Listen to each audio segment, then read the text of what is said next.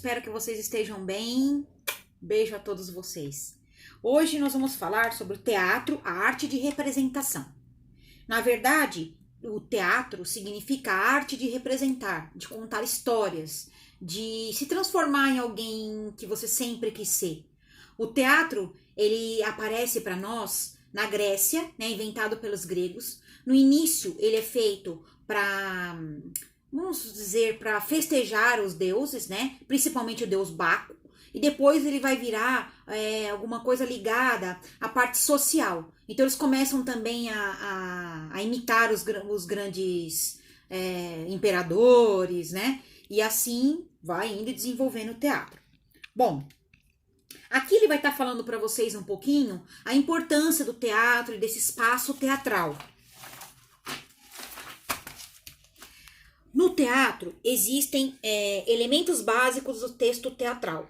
Existe o texto narrativo, que é aquele em que na peça de teatro há um narrador, né? Há um narrador. E existe o texto dramático, que é aquele que eu não preciso do narrador. Ele usa os atores que estão em cena. Bom, os elementos básicos do teatro, o tema, né? Que é o assunto abordado no texto. No tema existe uma série de fatos com os quais a história se desenrola. Então o tema, por exemplo, vamos supor, o Mágico de Oz. Né? Ele vai falar sobre os moradores, sobre a história de Oz, como surgiu e assim vai. Um tema central. Um enredo, né? Que é a sequência, como isso vai se desenrolar. Então eu tenho um tema, a partir desse tema nós vamos criar uma historinha e esse desenrolar vai se chamar enredo, tá? O conflito. O conflito, ele vai fazer o quê? Com que esses personagens tenham ação entre si. Então, vai ter ódio, inveja, amor, tá? Esse é o conflito. Ele é importante dentro da história. O espaço, é claro, né? Que nós temos o espaço conhecido como espaço teatral ou espaço cênico, né? Que ele pode ser tanto dentro de um teatro quanto fora. Né, a gente vai ver aí durante a história dos grandes escritores de peça teatral, que eles eram meio mambembe, sabe? Iam em caravanas, se apresentavam em circos. Outra parte importante que acontece que pode acontecer durante esse texto é a passagem de tempo. Eu vou explicar para vocês direitinho, porque aqui tá meio complicadinho de vocês entenderem.